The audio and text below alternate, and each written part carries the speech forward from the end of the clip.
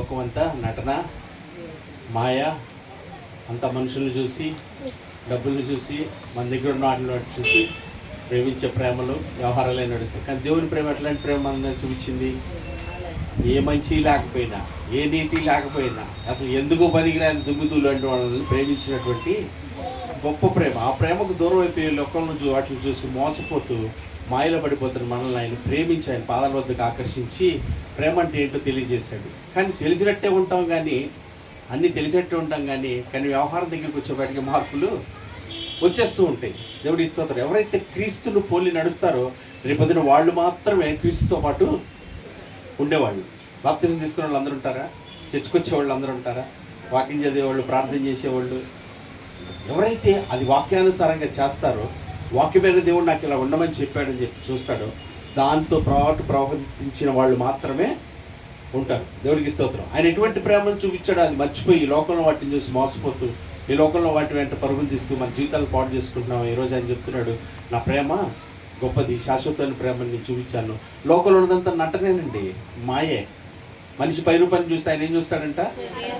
హృదయంతరంగాలని చూచే దేవుడు అండి. ఆయనలాగా ప్రేమించేవాడు ఎవరు ఉంటారండి? ఆయనలాగా ఆదరించేవాడు, ఆయనలాగా హక్కును చేర్చుకునేవాడు.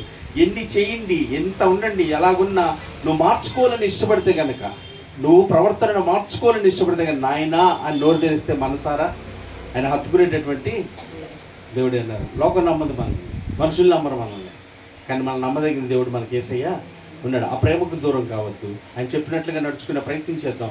ఎవరిని భయపడతామో, ఇలా ఉండాలంటే ఎలా కుదురుతుంది, ఇలా ప్రవర్తించాలంటే, ఇలా జీవించాలంటే మాకు కష్టమని భయపడిపోవాల్సిన పనేవి లేదు. లోబడని బిడ్డల కొరకు దినమెల్లి చేతులు చాపి నిల్చుండేవాడు మనకున్నాడు. ఆయన నన్ను ఆశ్రయించు, నన్ను అడుగు, నన్ను ఆహ్వానించు, నేను వచ్చి చేస్తాను, నీ వల్ల నా వల్ల ఏమి కాదు. చేయుటకు శక్తి కలిగిన దేవుడు ఉన్నాడు. ఆయన నేను చేస్తాను, ఇది సత్యమని నువ్వు నమ్మి నన్ను కనుక నువ్వు ఆకర్షిస్తే నేను వచ్చి దాన్ని చేస్తానంటున్నాడు. అప్పుడు నీ జీవితం మారుతుందండి. ఆయనకి అధికారం ఇచ్చినప్పుడే నీ జీవితం మీద ఆయనకి అధికారము ఇచ్చినప్పుడే నీ జీవితం మారుతుంది. అలా కాకుండా నేను చేస్తాను, నా వల్ల ఇది ఇప్పుడు కుదరదు, కొంతకాలం అయినా చేస్తాను, 2 రోజులు అయినా చేస్తాను అనుకుంటే ఈలోపు ఇంకోటి దగ్గరగా వస్తూ ఉంటుంది. ఏంటిది?